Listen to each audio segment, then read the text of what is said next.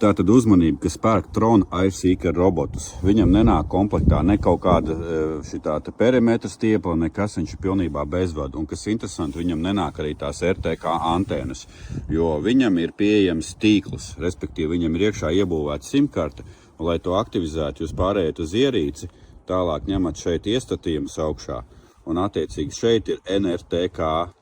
Un aktivizējiet NRTK, kas ir 4G dati, kas jau ir iebūvēti iekšā robotā. Jums nav jāpērk ne simkarte, nekas.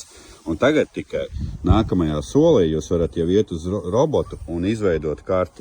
Īstenībā tas ir baigi ērti, jo ja jums ir antēna, tad citreiz aiz mājām vai kaut kādā lielākā teritorijā ir kaut kādi black zonas, kur neķer. Līdz ar to šajā gadījumā jums ir mobilais tīkls, tur augšā kaut kur pieejams antēnas, tad viss būs čiki brīki ar šo AirSeeker robotu. Un īstenībā es par to esmu diezgan priecīgs, tā kā tā, ierakstiet komentārus.